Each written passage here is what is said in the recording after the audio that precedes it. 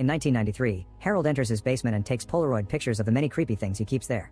He also says hi to his worms and adds new content to his very disturbing scrapbook. In the evening, someone rings the bell, but when he opens the door there's nobody there. As Harold enters the house, the door closes behind him and lamps and books begin to fall. Suddenly the power goes out and Harold lights a candle to rush to the basement while the cuckoo clock goes off. As soon as he closes the door, something on the other side starts shaking it. Harold asks to be left alone, but when he steps back, he trips and falls down the stairs. The candle falls too and the flames begin spreading through the basement until they explode. In 2023, Allison shows her boyfriend Isaiah and her friend James that someone altered the video invitation she made for her upcoming Halloween party.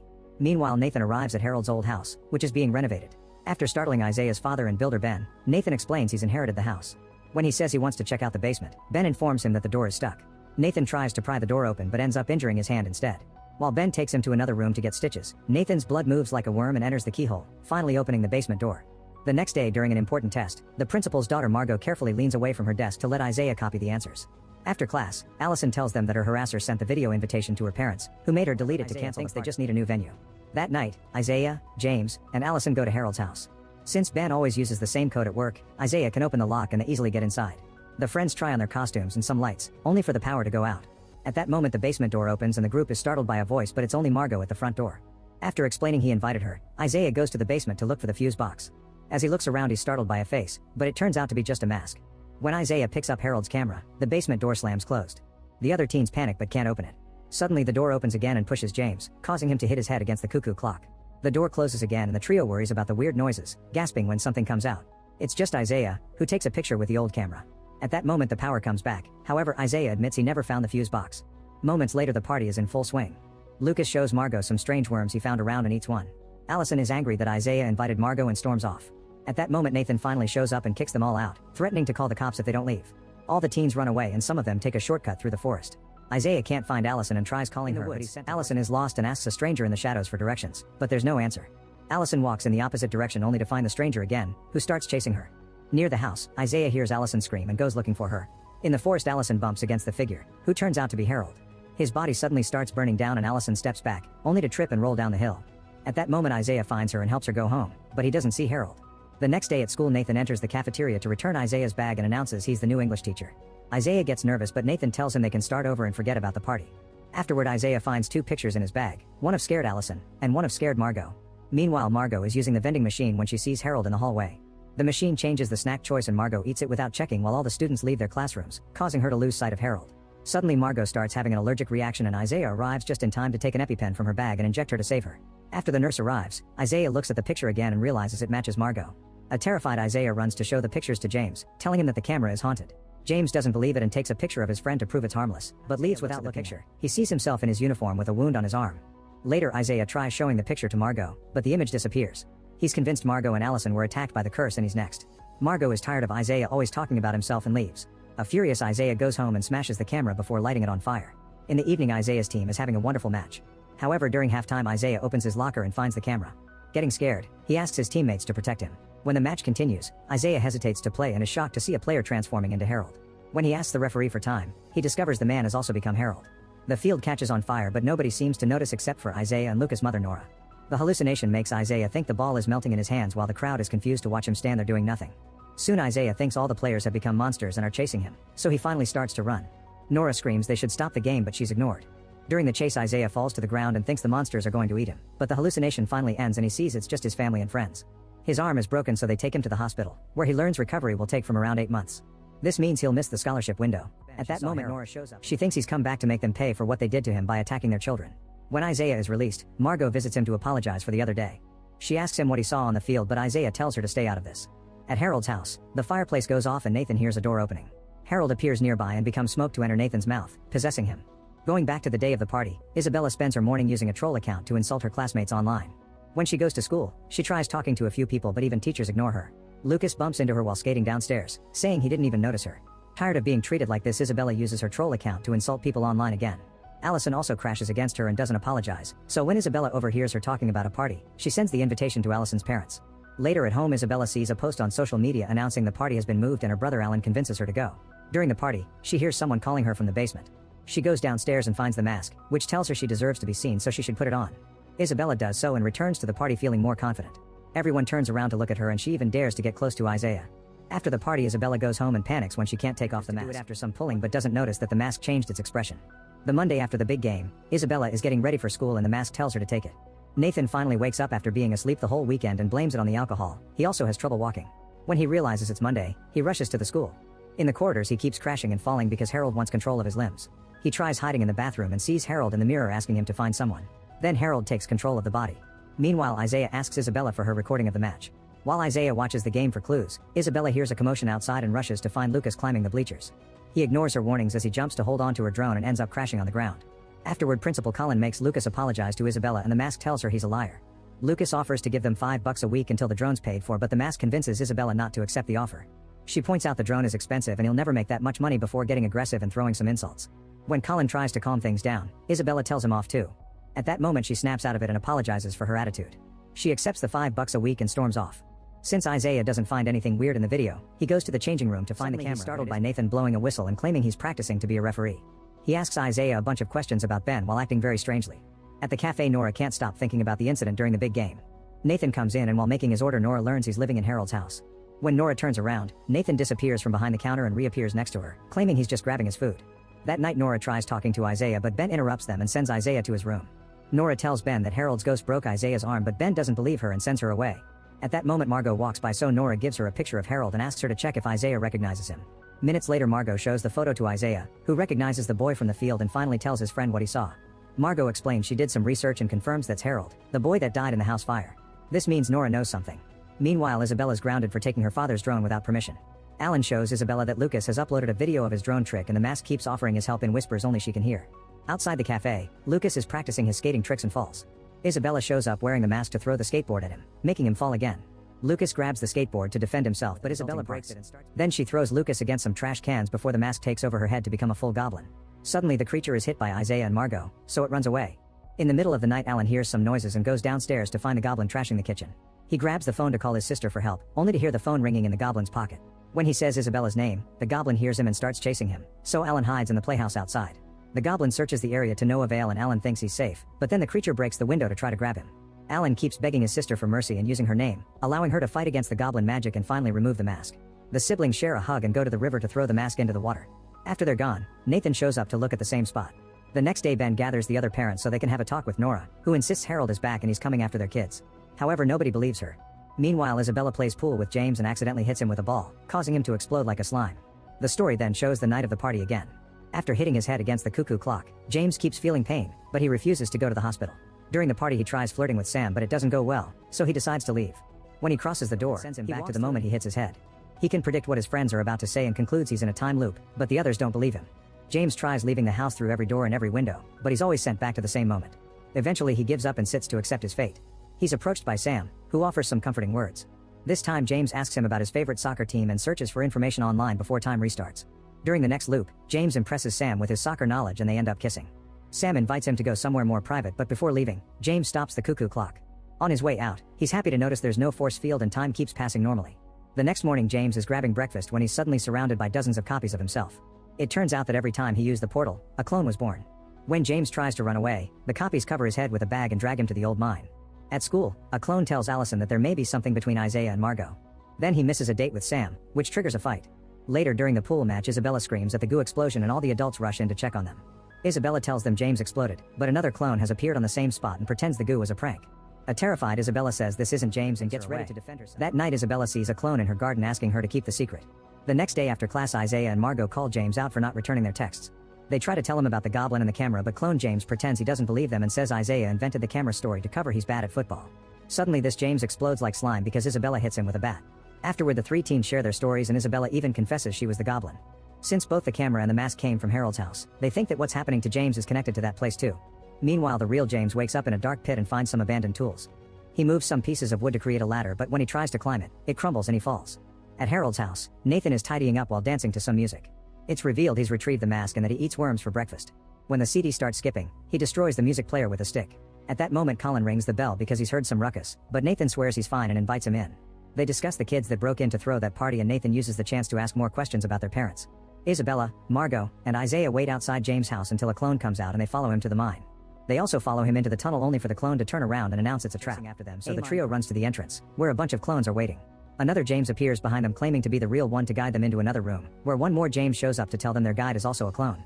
The boys argue over who is the real one and Isaiah decides to hit the guide with a piece of wood, which kills the slime.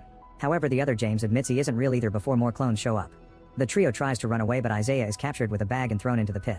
James is happy to see him until Isaiah hits him in the head with a rock to confirm he's the real one. An argument ensues because James can't believe Isaiah can't tell his real friend from a copy. The fight is interrupted when the girls arrive through another tunnel.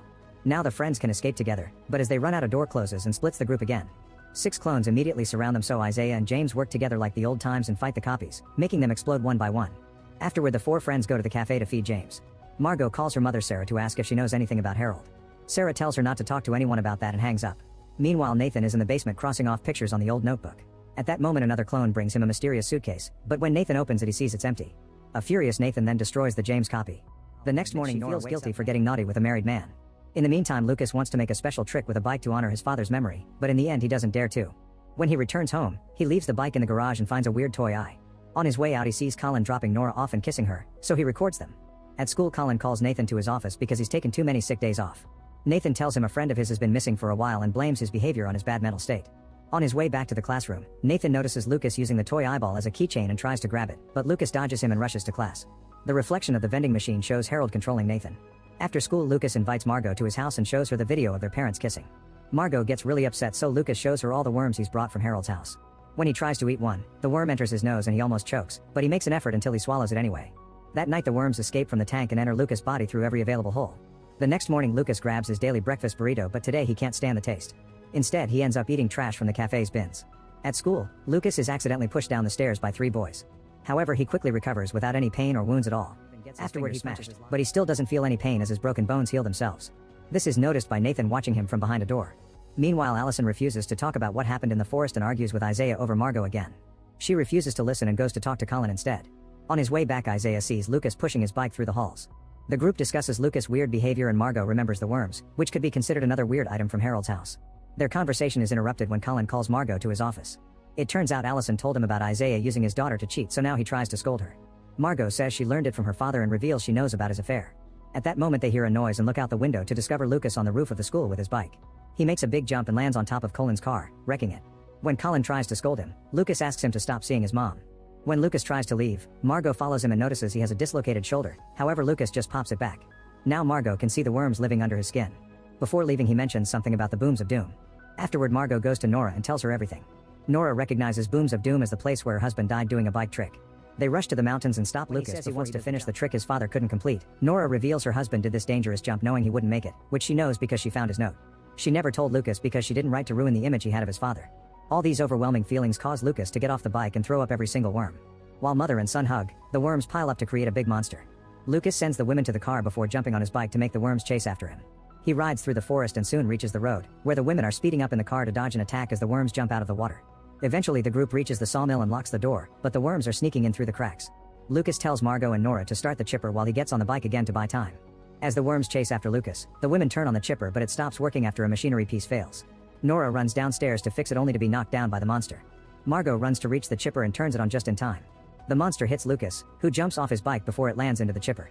The worms are caught by the blades too and they try to bring Lucas down with them, but they aren't strong enough and the machine kills them. Afterward the teens run away before the police arrive. Nora is tired of lying and tells them what truly happened, so she's sent to a mental hospital. They keep her fully medicated and she's saying he wants him back. Later Nathan visits the sawmill and picks up the toy eyeball that Lucas accidentally dropped. Nathan also goes to the mental hospital just to watch Nora go crazier by the second. While Nora is in the hospital, Lucas stays at Margot's house. One night Sarah comes back as a surprise, shocking everyone. She had been living in the city for work but she's ready to live with her family again. Needing to clear her head, Margot goes for a walk with Lucas and they end up kissing. Meanwhile Isaiah tells James that he broke up with Allison. At the same time, Nathan is still controlled by Harold and decides it's time to reveal the truth, so he grabs the old scrapbook. That afternoon Sarah visits Nora at the hospital and hears about Harold looking for him. After the visit is over, Sarah is surprised to bump into Colin, who takes her home to have a serious talk. He confesses the affair so it's finally time for them to break up.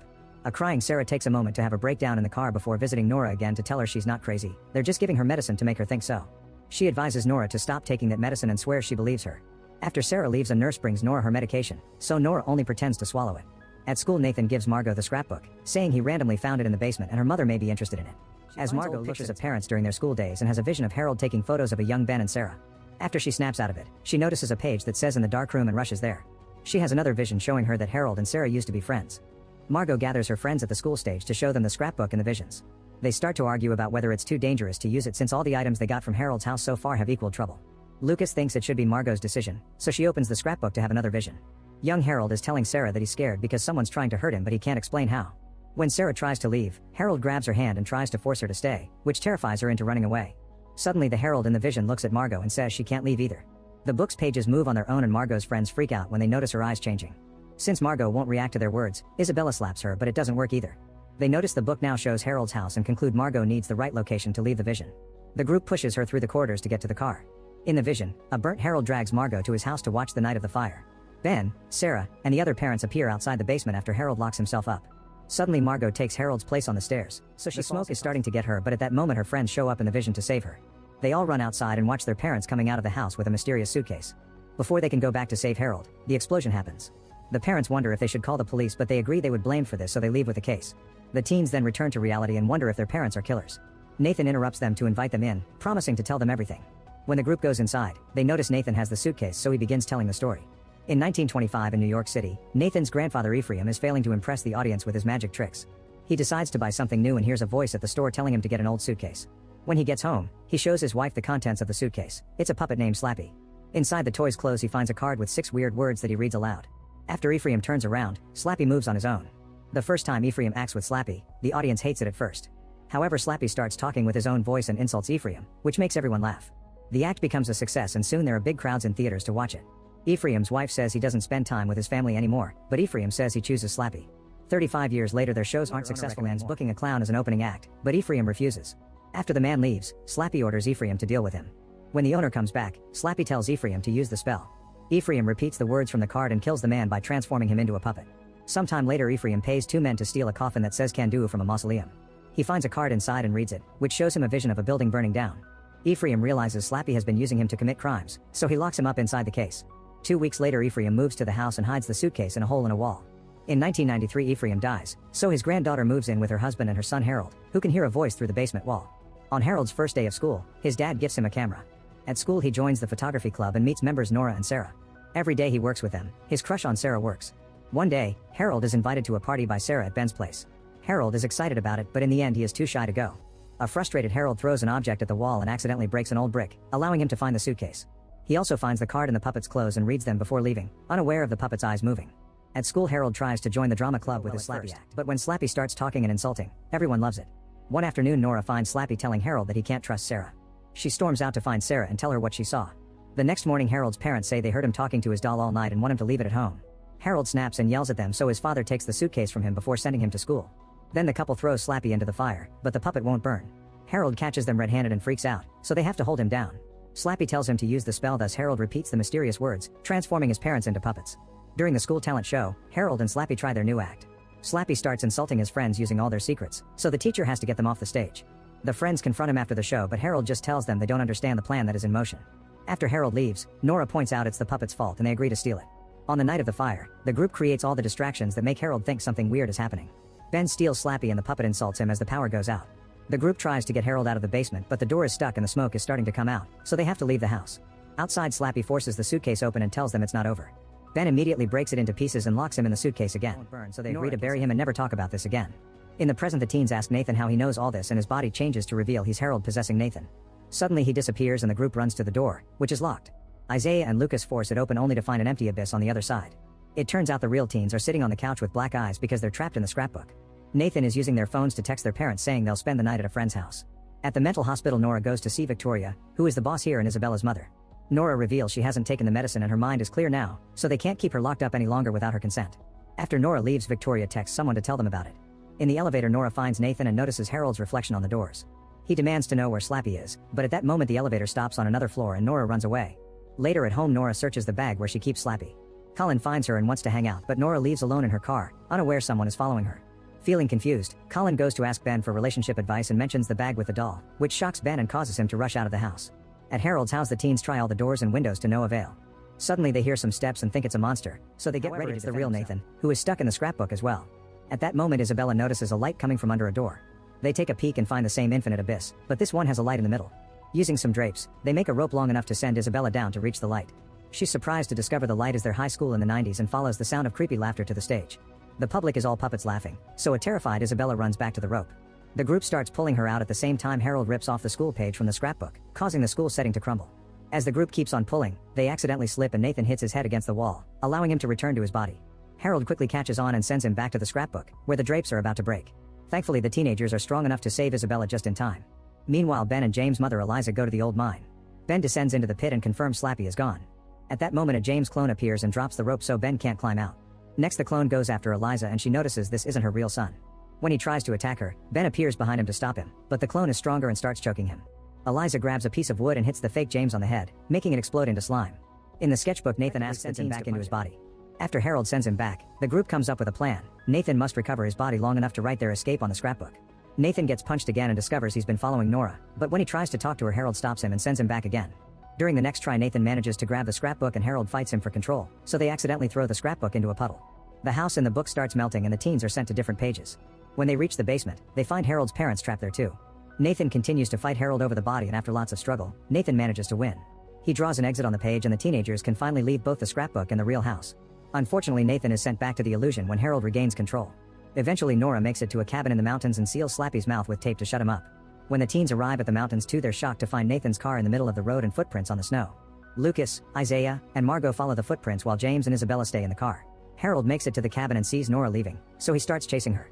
She immediately gets in her car and Harold begins breaking the windows. Nora retaliates by speeding up and turning the car to throw him off. After this trick her car won't move so she must continue on foot. Harold wants leg to get moving.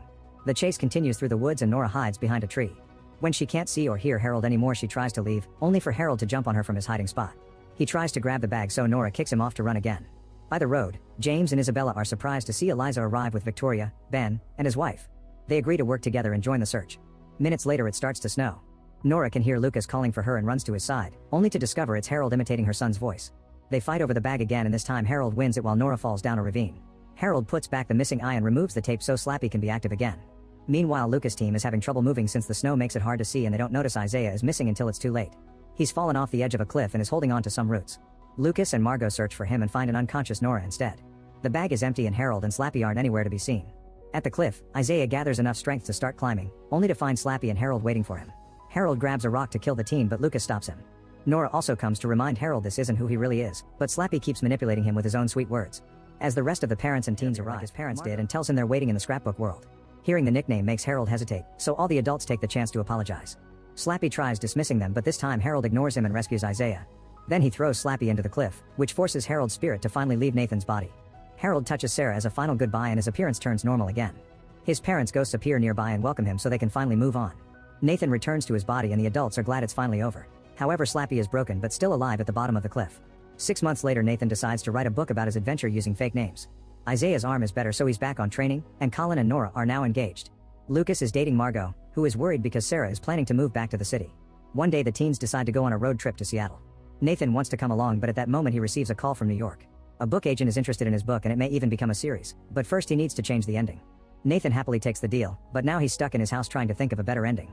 After picking up his dinner from a restaurant, Nathan drives home while listening to a podcast about creative writing that mentions having a twist.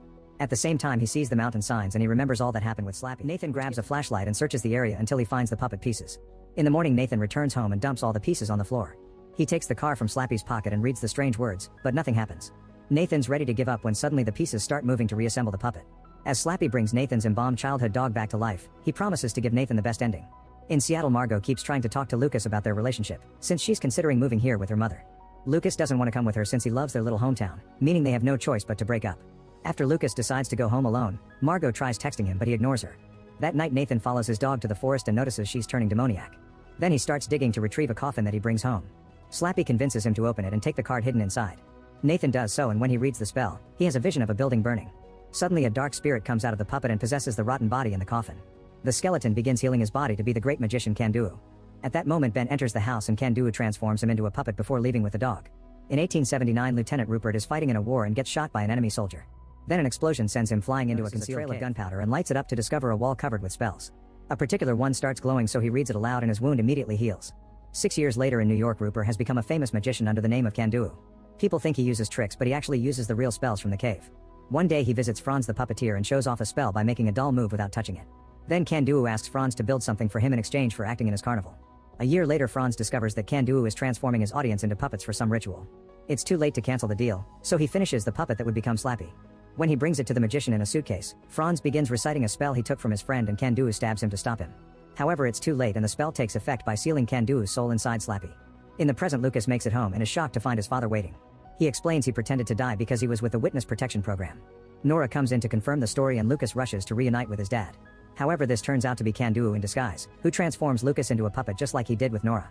When the other teens come back, Isaiah enters his home and Ben introduces him to a Washington University scout, who offers him a full football scholarship. Isaiah reluctantly agrees. In the meantime, James finds Sam making a grand gesture to invite him to prom. At the same time, Margot discovers her parents have made up and want to live together as a family. When she's about to hug them, Isaiah bursts in and tells her it's not real. A closer look reveals Kanduo is her mother and a puppet her father. The duo immediately runs out of the house and are picked up by James and Isabella, who are also almost tricked by puppets. The group goes to the cafe to look for Lucas and they see him leaving on his bike. They follow him across town until they make it to the school, where Lucas removes his helmet to confirm he's a puppet too. When he points at the car, all of the teens' parents show up to kidnap them. The entire town is going to the school's football field, where Kanduo has set up tents in the tall building from the visions. The teens are left in a tent with Nathan, who explains Kanduo is controlling every person in town by fulfilling their greatest wish. Then Kanduo shows up and confirms he was manipulating Harold through Slappy's body all along. Using his magic, he shows them the flashback of the war in the cave. Through the years he's mastered all the spells on the wall except one, the Ritual of the Spire. The carving on the wall shows 1,000 humans being burnt to death in exchange for freeing all the horrors of the world, which is Kanduo's plan. On his way out, he orders Nathan's dog to kill the teens. Feeling guilty, stabs the dog to kill her. Then he apologizes to the teens, saying he didn't think Kanduo would take things so far. Nathan tells them his great-great-grandfather was Franz, but he has no idea how the man stopped Kanduo last time. The only option they have is to revive Franz. Minutes later, when Kanduo is about to ignite the spire with all the people, he's shocked to find Franz behind him. The teens ask Franz to stop Kanduo, but instead Franz announces he finally sees his friend's vision and grabs the torch to start the fire himself. Kanduo stares at the screaming people, but suddenly his face transforms into a puppet. It turns out Nathan has been pretending to be Franz with an illusion by using the spells from the magic book. As the teens discuss how to proceed, Kanduo returns to normal because that spell doesn't work on him. Isaiah threatens to burn the spell book, however Kanduo has already memorized them all. He simply takes the torch from Isaiah's hand and begins reciting a spell that summons an earthquake. Dark energy comes out of the ground to capture them, but when Isaiah hits it with the spell book, he makes it back off. He then frees Margot and gives her the book so she can free the others while he runs to stop Kanduo. While Kanduo and Isaiah fight on the ground, Margot checks the magic list and finds a reversal spell. She recites it and Kanduo begins transforming back into Rupert, including the bullet wound. The spirits of soldiers come out of it, opens fire, intending to kill Margot. Isaiah jumps in the middle and gets shot instead. The spirits throw Rupert into hell and absorb all the magic from the puppets on the spire, who are now going back to normal. Everyone rushes to Isaiah's side, desperate to help. Sometime later at the hospital, the doctor informs the group that Isaiah won't make it, so they have a few moments to say goodbye. Margot goes in first and cries as she shares a few words of affection. When the monitors start to flatline, she pulls out the spellbook and says a few words that bring Isaiah back to life. Meanwhile, Nathan goes to the bathroom and is shocked to see Kanduo in the mirror. Make sure to subscribe and turn on notifications so you can watch more videos like this. Thanks for watching.